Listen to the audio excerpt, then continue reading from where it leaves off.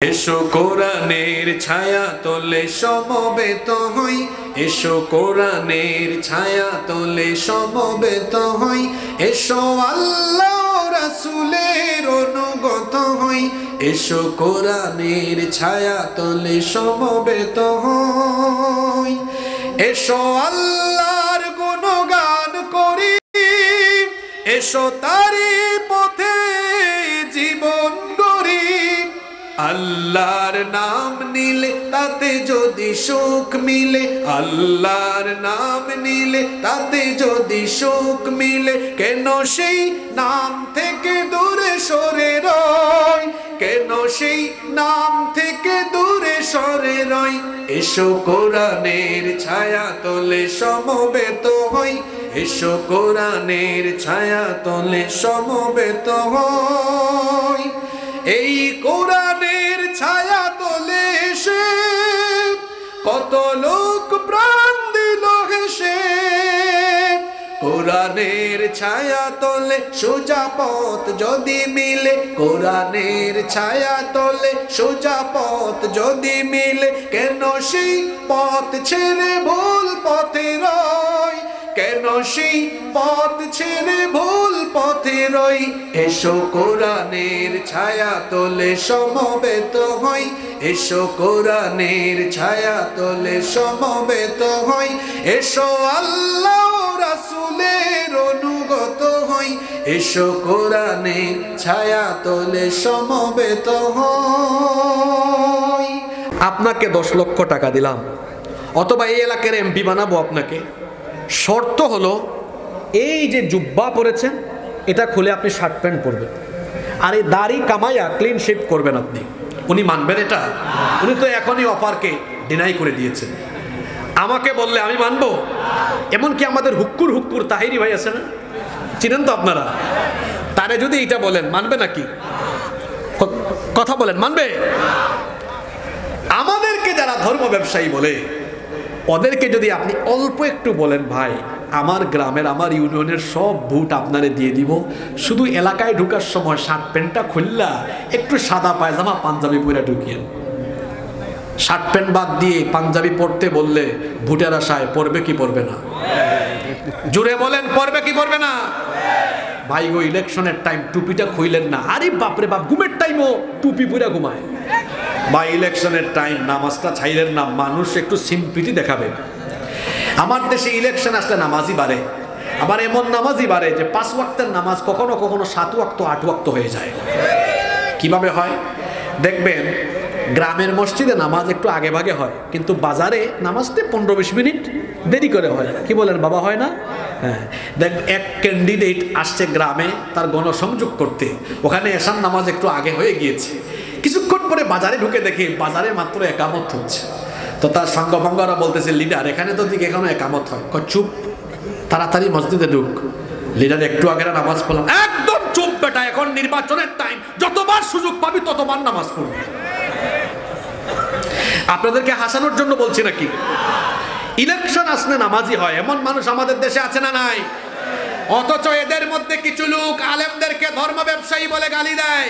ধর্ম ব্যবসায়ী আমরা নই, বরং যারা ভোটের আশায়, ক্ষমতায় যাবার আশায় লিবাস পাল্টায়, ক্লিন শেভ থেকে দাড়ি রাখে, কিংবা ভোটের আশায় যারা মাথায় টুপি লাগায়, মাজারে যে হিজাব পট্টি লাগায়, আলেমরা ধর্ম ব্যবসায়ী নয়, তারাই হলো প্রকৃত ধর্ম ব্যবসায়ী।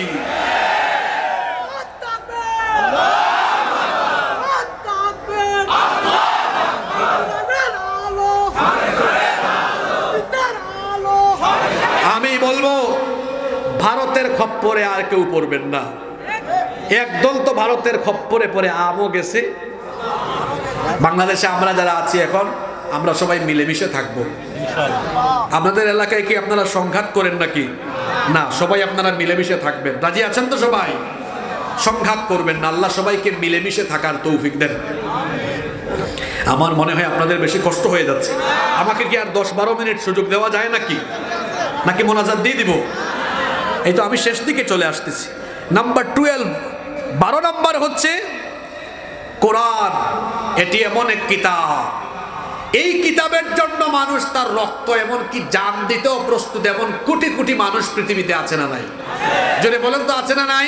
আচ্ছা বলেন তো, কোরআনের জন্য যদি রক্ত আর জীবন দেওয়া লাগে, আমরা কারা কারা নিজের জীবন দিতে রাজি আছি? দু হাত তুলে আল্লাহকে দেখো।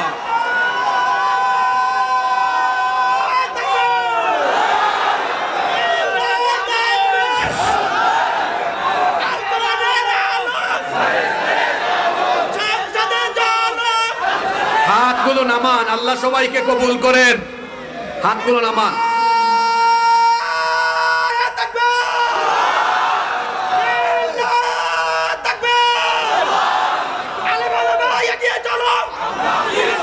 বসেন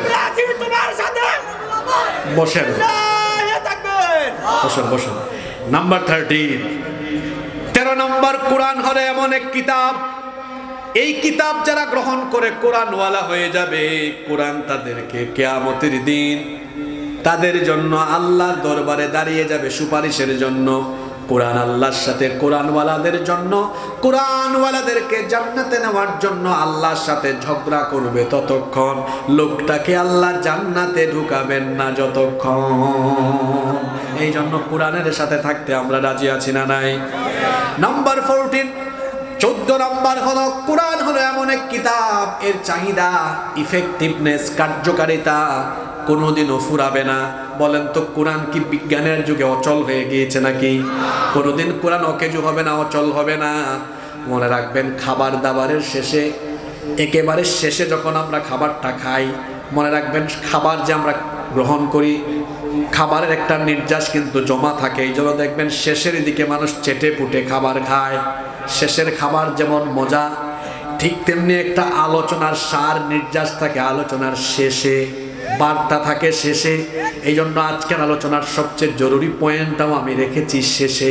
এটা বলার জন্য আমাকে একটু 7-8 মিনিট ধৈর্য ধরে না উঠে বসে থেকে সুযোগ দেওয়া লাগবে, নাকি মোনাজাত দিয়ে দিব?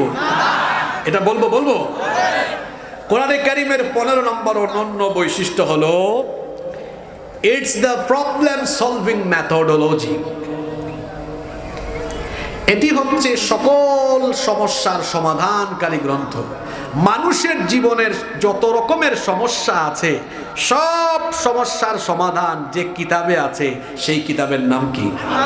সমাধান চাও যদি জীবনে মরণে, ফিরে যাও খুঁজে নাও চোখ রাখো কোরআনে। সমাধান চাও যদি জীবনে মরণে, ফিরে যাও খুঁজে নাও চোখ রাখো কোরআনে। তবেই পাবে সুখ শান্তির ঠিকানা, তবেই পাবে সুখ শান্তির ঠিকানা, যদি মেনে নাও তুমি মনে প্রাণে। সমাধান চাও যদি জীবনে মরণে, ফিরে যাও খুঁজে নাও চোখ রাখো কোরআনে। If you want a solution in here and hereafter, go back, have a look on the Holy Quran. সব সমস্যার সমাধান দিতে পারে, জোরে বলেন দিতে পারে। এটা এমন এক কিতাব, এই কিতাবের ভেতরে কোনো কিছু বাদ দেওয়া হয়নি।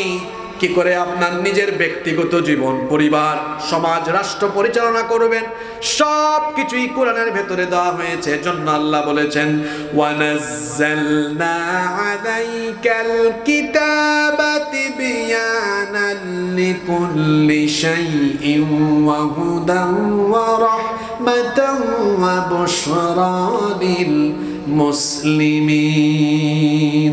ও নবী, আপনার কাছে এমন এক কিতাব নাজিল করেছি, যেই কিতাবের ভেতরে আমি সব কিছু ঢুকিয়ে দিয়েছি, কোনো কিছু বাদ দেই নাই।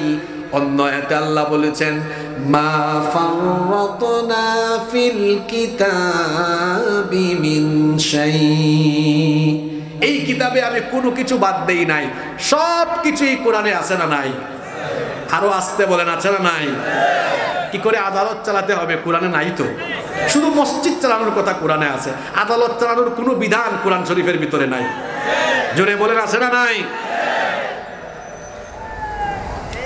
এই যে আমার ভাই, শুনছি উনি 22 বছর জেলে ছিলেন। আমার দেশে অনেক বিচার আছে দীর্ঘমেয়াদী, 2 বছর 4 বছর, এমনকি বাপদাদার আমলেরও বিচার, বিশেষ করে জায়গা জমির নিষ্পত্তি হয় না, আছে না নাই? আসলে কনভেনশনাল ল প্রচলিত আইন যেটা আছে এটার বিচারটা দীর্ঘমেয়াদী, কিন্তু কোরআনের বিচারটা হলো এমন, এটা হলো ইনস্ট্যান্ট, সাথে সাথে নিষ্পত্তি করতে হবে। আমরা এখানে রাজনৈতিক মাহফিলে বসি নাই, আমরা ফায়দার কথা শুনবো, এটা কোরআনের মাহফিল। বলেন তো, যদি ন্যায় বিচার প্রতিষ্ঠার জন্য মানুষের তৈরি করা আইন আমাদের জন্য ভালো না আল্লাহর আইন ভালো? আচ্ছা, এটা তো আবেগে বললেন না বুঝে বললেন জানি না, আসেন একটু বুঝাই শোনাই বলি। এই যে আমাদের দেশ স্বাধীন হয়েছে 54 বছর হয়েছে, এখানে আবার আরেকটা বিষয় বলি, 54 বছরের মধ্যে 32 বছর রাষ্ট্র পরিচালনা করেছেন নারীরা এবং সংখ্যা মাত্র 2 জন, আর 22 বছর দেশ চালিয়েছেন পুরুষরা, তাও কয়েকজন মিলে। আপনারা এগিয়ে না পিছিয়ে? একজন বলে এগিয়ে, কেমনে আগাইছেন আপনারা? আপনারা বহুত পিছিয়ে আছেন। আচ্ছা, আমরা ওই দিকে যাচ্ছি না, যেটা বলতে চাচ্ছি শুনেন। আমরা নারী অধিকার প্রতিষ্ঠার বিপক্ষে নয়, যেটা বলতে চাচ্ছি ওটা শুনেন। এই যে নারীরা 32 বছর বেশ ক্ষমতায় অধিষ্ঠিত ছিল, প্রাইম মিনিস্টার, বিরোধী দলীয় নেতা, স্পিকার, স্বরাষ্ট্রমন্ত্রী, পররাষ্ট্রমন্ত্রী, শিক্ষামন্ত্রী, এগুলো সব নারীদের কাছে ছিল। আমি কি ভুল বলেছি? এইরকম করে নারীরা ক্ষমতা পেয়ে, এত ক্ষমতায় থেকে 32টা বছর ধরে রাষ্ট্রপ্রধান নারী থাকার পরেও দেশে কি নারী ধর্ষণ, নিপীড়ন, নির্যাতন বন্ধ হয়েছে?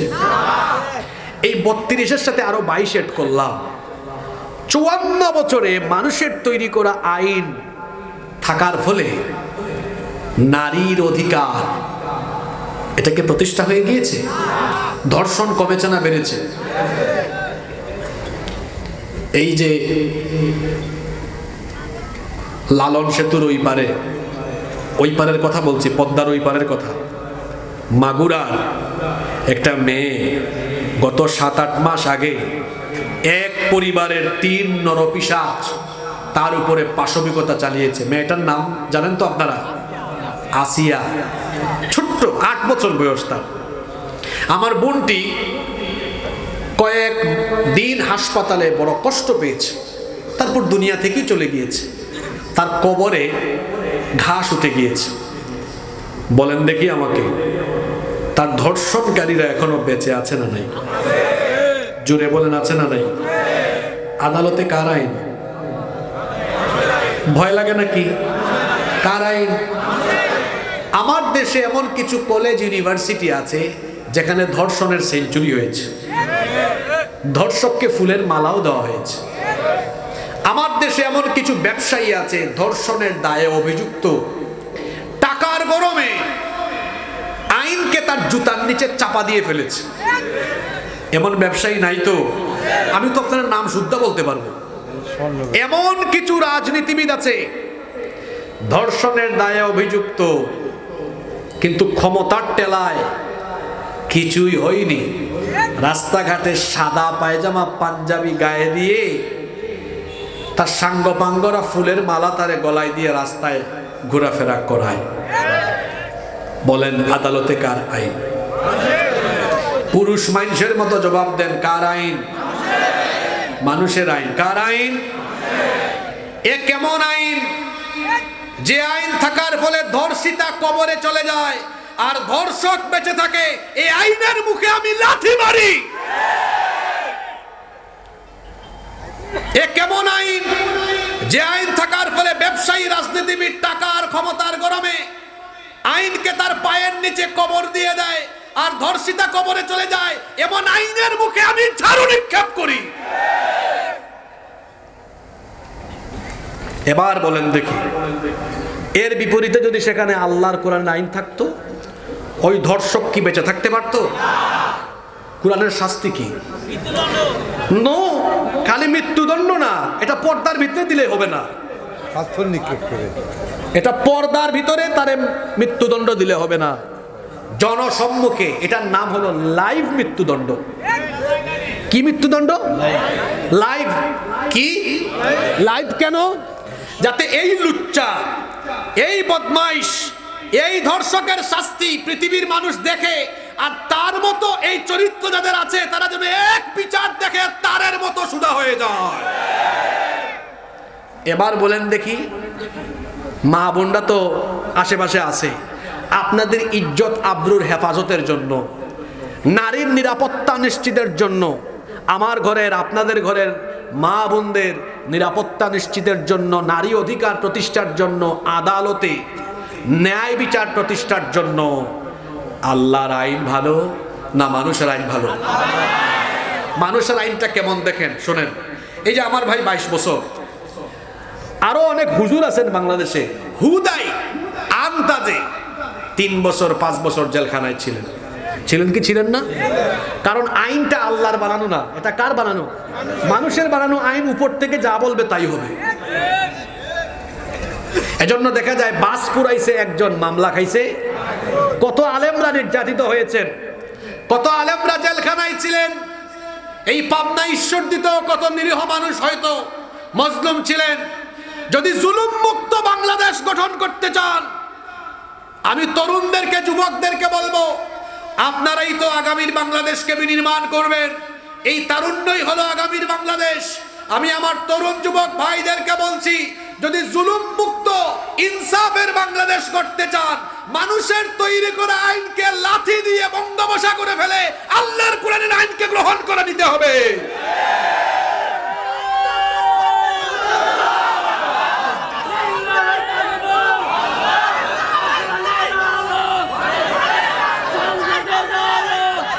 বসেন বসেন, আমি বলছিলাম না শেষে জরুরি কথা আছে? আমি এই শেষের 3 মিনিট খুব জরুরি কথা বলবো। আজকের পুরা ওয়াজ মনে রাখতে না পারলেও এই শেষের 3 মিনিটের কথা মনে রাখা যাবে। এখন যেটা বলবো, ভাই, মানুষকে যতই বুঝান আপনি মনে রাখবেন, মানুষের পেটে আগে খাবার দিতে হবে। বলেন তো আপনারা, ক্ষুধা মুক্ত, দারিদ্রতা মুক্ত সমাজের জন্য মানুষের আইন ভালো না আল্লাহর আইন ভালো? এটা আপনারা আবেগে বলছেন, যদি এখন বলি বুঝান, বুঝাইতে পারবেন না। আসেন, কি করে দারিদ্রতা মুক্ত, ক্ষুধা মুক্ত সমাজ আল্লাহর আইন দিয়ে বানানো যায়, এবার সেটা শোনেন। আল্লাহ তাআলা দারিদ্রতা আর ক্ষুধা মুক্ত সমাজ গঠনের জন্য তার তরফ থেকে একটা অর্থনৈতিক ফর্মুলা দিয়েছেন। এটার নাম হলো যাকাত। এটার নাম কি? আমার দেশে মানুষ মনে করে যাকাত মানে হলো 200, 300, 500 করে টাকা পয়সা ছড়ায়া ছিটায় দেওয়া, কিংবা যাকাতের নামে শাড়ি লুঙ্গি বিতরণ করা। যাকাতের নামে যারা এভাবে শাড়ি লুঙ্গি বিতরণ করে, এদের যাকাত আদায়ই হয় না।